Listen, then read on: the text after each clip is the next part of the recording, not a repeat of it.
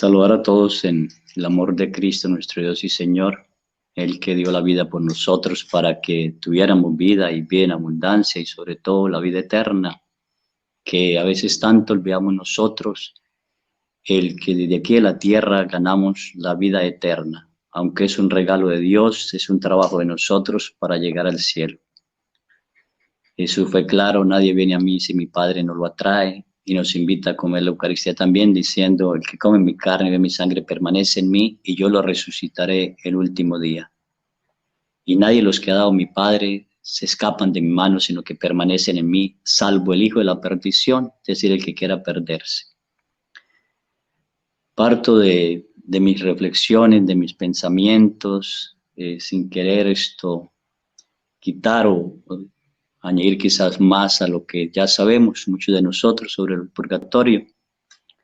La Iglesia ha hablado del purgatorio durante mucho tiempo. La primera vez que lo sacó como dogma fue en el Concilio de León en mil y feria, no recuerdo ahorita qué año, 1200 y feria.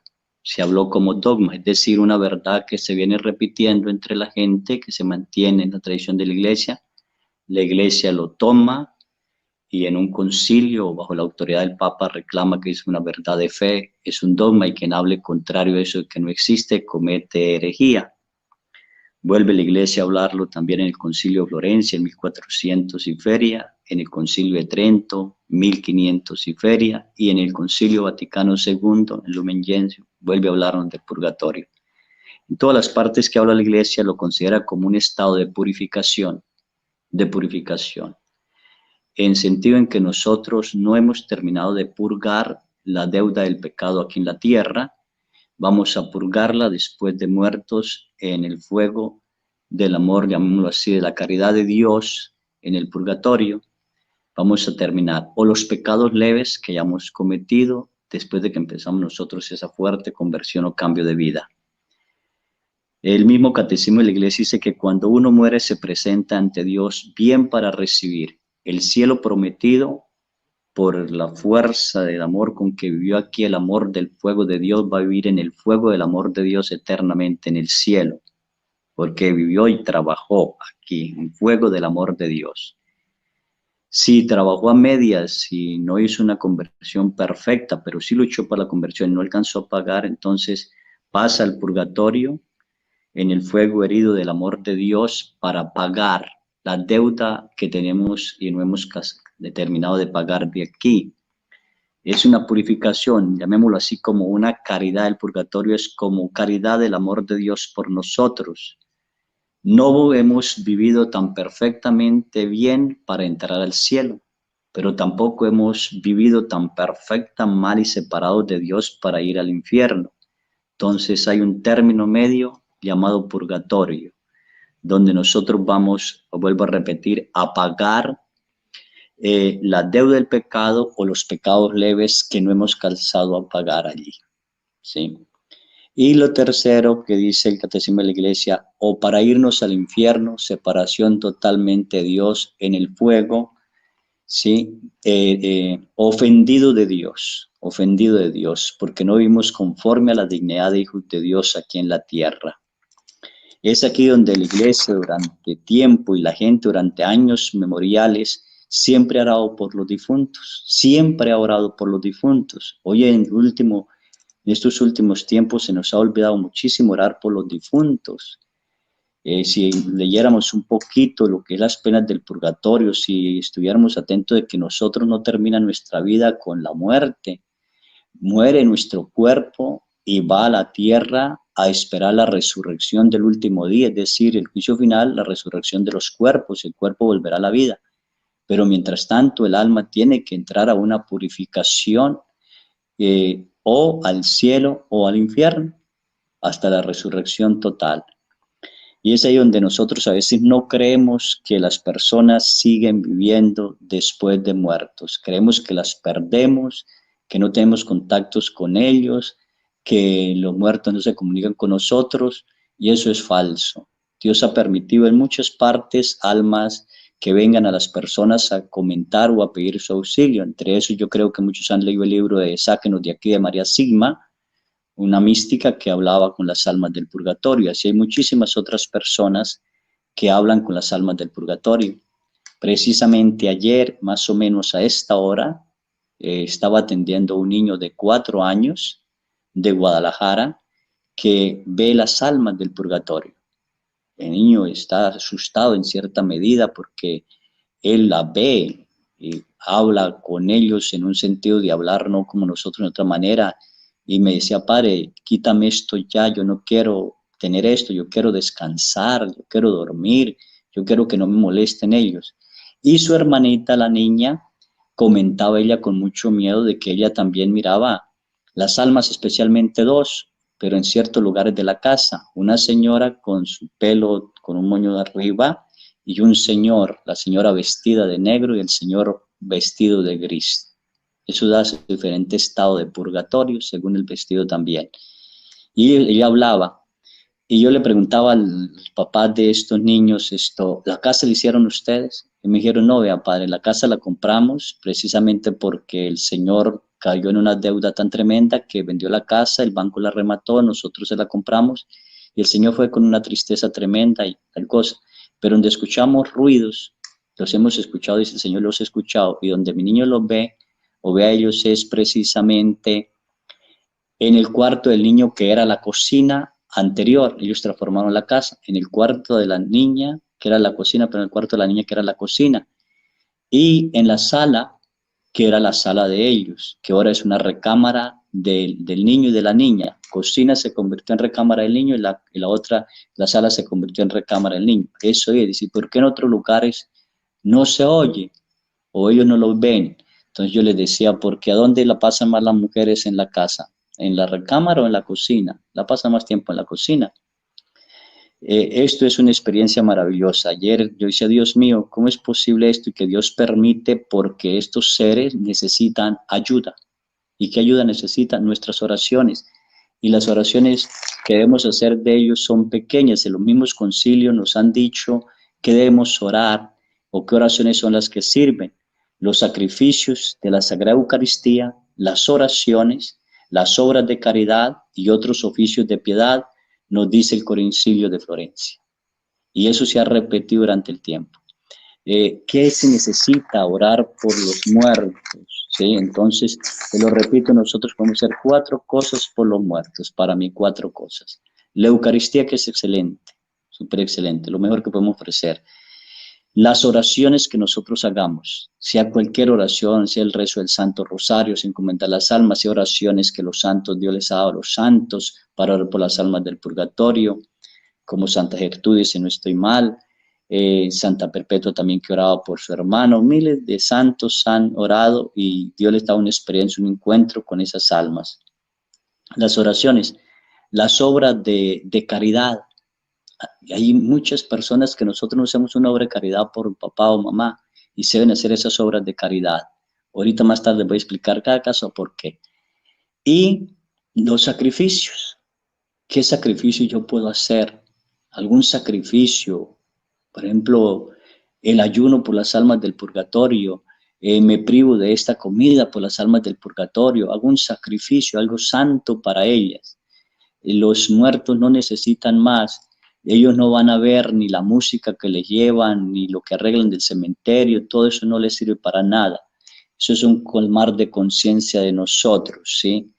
Y la Iglesia ha mantenido a través e invita a través de los siglos a orar por los difuntos. Nos ha invitado mucho a orar por los difuntos, ¿sí?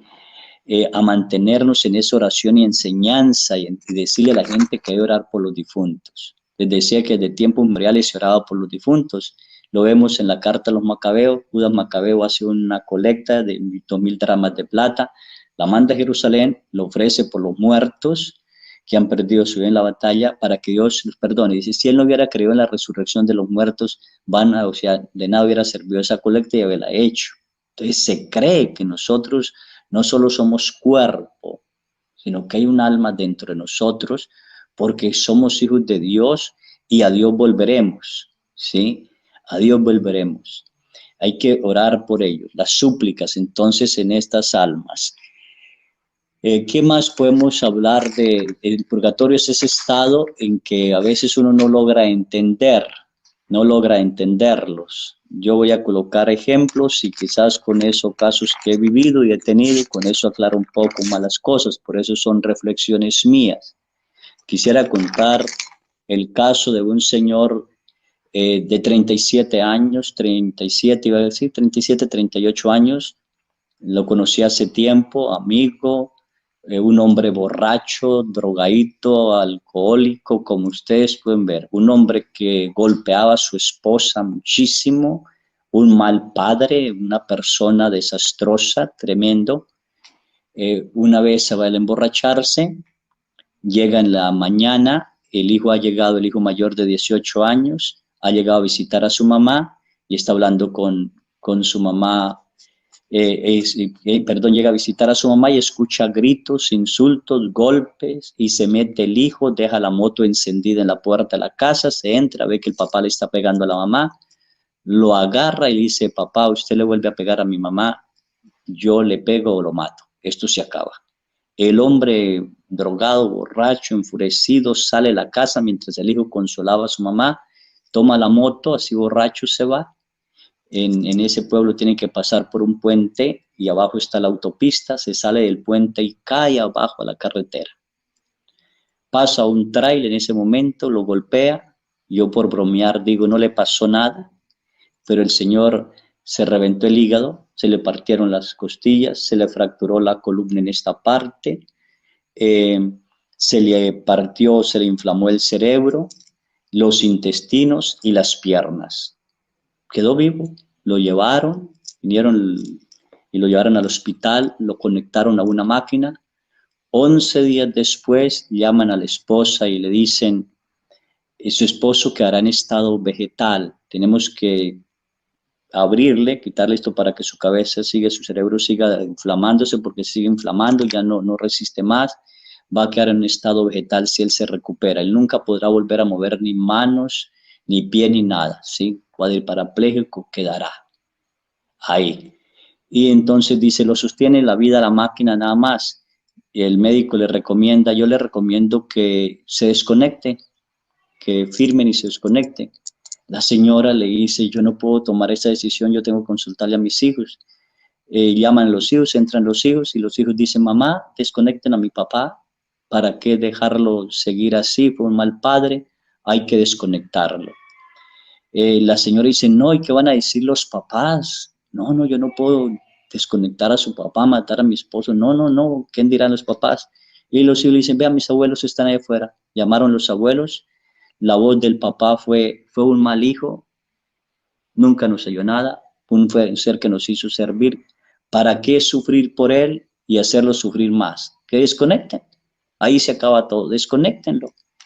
Y la voz de la mamá fue, hija, las cosas las pone así Dios, hay que desconectarlo. Cuando ella iba a firmar, porque los médicos le dan un documento para firmar, cuando ella iba a firmar el documento, aquel hombre pega un grito, ¡ay! Y queda sentado sobre la cama. Los médicos se asustan, le quitan la máquina, lo meten en exámenes, aquel hombre no tiene nada, su hígado está sano, su columna está completamente sana, su cerebro desinflamado, lo único que quedaron fue soldaduras de los huesos de las piernas que se les había partido, se notaba que soldaron los huesos de las piernas, ni siquiera las costillas rotas, buenas todas. Yo había ido a celebrar una misa en acción de gracias precisamente a Dios porque quedó con vida. Yo sacerdote me preguntaba, ¿y por qué este hombre, este hijo de tal tremendo, quedó con vida? ¿No puede Dios haber dejado con vida a esta persona si es tan malo con su esposa y con sus hijos? Pero Dios tiene un proyecto divino y eso se nos olvida. Dios tiene un proyecto divino maravilloso y cualquier momento Dios toma nuestras promesas y las hace realidad. Él me dice, mire padre, Dios quiso darme una segunda oportunidad. Y la esposa interrumpe y dice, vea padre, si él hubiera quedado en estado vegetal, yo nunca lo hubiera cuidado. Era tal mis heridas en él que yo no lo hubiera cuidado, yo lo hubiera abandonado. ¿Sí? Así que para mí fue un descanso cuando los papás tomaron también la decisión de desconectarlo y toda la familia tomó esa decisión. Y hubo un milagro para mí no fue, Padre, el milagro espiritual que le va a contar, para mí fue el milagro de su cuerpo. Un cuerpo que yo vi destrozado, cruel, se recupera, se recupera. Un cuerpo que toma vida en cuestiones de segundos, mostrando que Dios existe y que está con nosotros. Pero que le cuente lo que vivió. El Señor empieza a contarme esto. De cuando caí del accidente, vienen los médicos, me toman y me colocan en la ambulancia y yo voy siguiendo la ambulancia. Yo estoy fuera de mi cuerpo, siguiendo la ambulancia. Ellos me examinan y yo voy mirando, pero no sé qué está pasando y en un momento yo entro otra vez en mi cuerpo. No, los dolores de mi cuerpo son tremendos, no puedo expresarme, no puedo decir lo que siento, no puedo decir nada. Los médicos toman una decisión de conectarme, no poder hacer nada, simplemente colocarme en sondas y nada más se me dejan así. Pero en esos 11 días, que para mí no supe qué tanto tiempo era, porque puedo decir que fue un tiempo corto, eterno, no puedo decir por lo que viví, me decía él. Un ser me puso la mano sobre el hombro sin dejarme ver quién era y me dijo, levántate. Yo me levanté y camina. Y cuando salí nuevamente empecé a caminar. Yo caminaba y caminaba por un camino ancho, muy lleno de fango, barro, que me costaba caminar y salir. Y ese ser que me acompañaba decía, camine, camine, camine. Y yo seguía caminando y miraba a las personas muy felices y muy contentas alrededor, pero estaban así entrelazados por raíces, como raíces agarrados en esas raíces como de árboles a la tierra. Y le pregunté a esa persona que me llevaba, que no me dejaba ver quién era, ¿quiénes son estos? Y él me contestó, son vivos de cuerpo todavía que están sobre la tierra, pero viven en pecado mortal. Solo le falta morir para bajar al infierno. Sus pasiones, sus deseos los tienen separados totalmente de Dios. Están ya atrapados, totalmente atrapados. Y él describe 3 lugares donde él encuentra 7 puertas. 3 lugares diferentes donde él encuentra 7 puertas. Llega al primer lugar y le dice, quien va atrás, toca la puerta y ábrala. La tocó, dice que era un camino muy delgadito, muy pequeño, y le dijo, no mire hacia ningún lado, solo camine, camine y camine. Mientras él caminaba, escuchaba gemidos, llantos y lamentos, pero también escuchaba oraciones. Y una de las oraciones que decían, ten piedad de mí, Señor, sáquenos de aquí, ten piedad. Y se escuchaba una voz que decía, nadie ora por ustedes, nadie ora por ustedes. Así en ese lapso, él pasa una puerta, pero escucha lo mismo hasta que llega al segundo lugar fuerte, porque son 3 lugares fuertes que él escuchó con puertas diferentes. Y en el segundo lugar, él escuchaba los lamentos más duros, más fuertes. Era un llorar, era un gritar tremendo, tremendo, tremendo. Y se escuchaban como cadenas. Y decía, yo quería mirar, pero aquella persona me decía, no mire, solo camine, camine. Yo caminaba y caminaba y caminaba y caminaba en la primera parte, y ahora en esta segunda parte me parecía que no iba a terminar y escuchaba gritos, gritos, gritos, ayúdenos, ayúdenos, sáquenme, sáquenme, ayúdenme, ayúdame. Y la misma voz se escuchaba, nadie ora por ustedes. Y él dice que en el primer lugar y en el segundo lugar que él pasó con esa puerta, vio de vez en cuando como un ángel bajar y tomar a una persona y llevársela. Un ángel tomar y muy presa. Dice, eran muy pocos los que venían a darle un auxilio. Nadie ora por ustedes, nadie ora por ustedes. Qué difícil es eso. Que las almas estén padeciendo en un juego de purificación, en un lugar de purificación, en un estado de purificación, sin que nadie ore por ellos. Y así pasa la otra puerta y llega al tercer lugar. Y dice, este lugar era más cruel que los anteriores, donde yo había pasado puerta tras puerta, puerta tras puerta. Los gritos eran tremendos, se escuchaban gemidos, llantos, pero se escuchaban también como aullidos y como insultos. ¿sí? En este lugar se le permitía o habían como demonios. Y yo quería detenerme y eran los lamentos tremendos. Allí no vi entrar ni subir un ángel para darles a ellos. Ellos pedían ayuda y también decían, nadie ora por ustedes. Y él decía, yo creo que pasan de un lugar a otro hasta llegar al primero donde yo estuve. Por último, él llegó a una puerta final y le dijo el que lo acompañaba, hasta aquí te puedo acompañar. Has pasado por el purgatorio. El final tuyo es eso, toque la puerta y ábrala. Y él dijo, yo no quiero tocar esa puerta, yo no quiero abrir esa puerta. Si lo de anterior me dio miedo, llevaba miedo, terror, miedo, ¿cómo sería la puerta que me esperaba? Yo no quiero abrir esa puerta. Y volvió la voz y le dijo, te he dicho que abra la puerta. Y entonces en eso él se voltea y lo ve a la persona que lo guía. Y es un ángel. Y le dice, ¿quién eres? Y dijo, soy tu ángel de la guarda. Hasta aquí puedo acompañarte. Hasta aquí me permiten acompañarte. La forma en que has vivido como esposo, como padre, como hijo, como amigo, no merece ni siquiera purificar sus penas. Es lanzado al fuego eterno del infierno, del paso. Y él dice que al abrir la puerta y ve un abismo inmenso, un abismo inmenso, inmenso, inmensamente, donde se escuchan solo insultos, lamentos, gemidos. Es una cosa tremenda y cruel lo que se escucha allí, ¿sí? Él no quiere dar el paso, pero cuando quiere dar el paso escucha la voz del médico que dice, hay que desconectarlo. Escucha la voz de su esposa, de sus hijos, la esposa pidiendo auxilio, la de sus hijos desconecten con un mal papá, la de sus papás desconectenlo. Todo eso él escuchó. Era la despedida ya. El alma ya se desprendía de su cuerpo para ir al lugar eterno. Y le dice, dé el paso. Cuando él dio el paso al abismo inmenso, pegó ese grito, ¡ay! Y en ese grito él escuchó una voz femenina, agradable, preciosa, que dijo, hijo mío, por favor, dale una segunda oportunidad. Y él pega el grito y dice, yo quedé sentado en mi cama, no entiendo cómo, quedé sentado en mi cama. Yo me preguntaba por qué la Virgen intervino, por qué la Virgen intercedió ante Dios para una segunda oportunidad.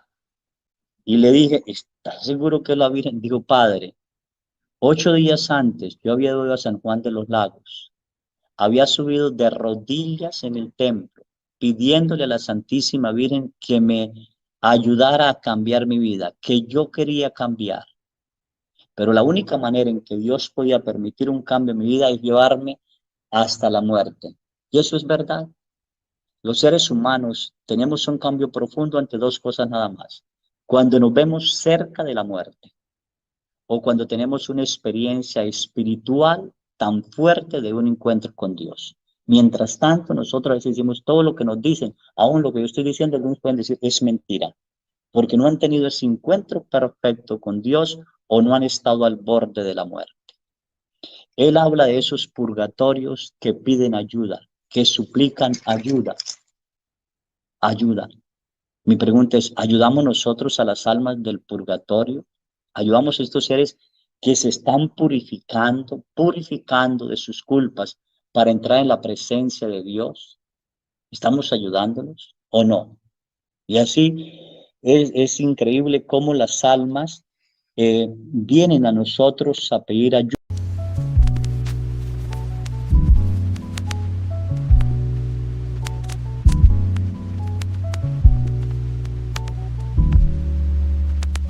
Pues.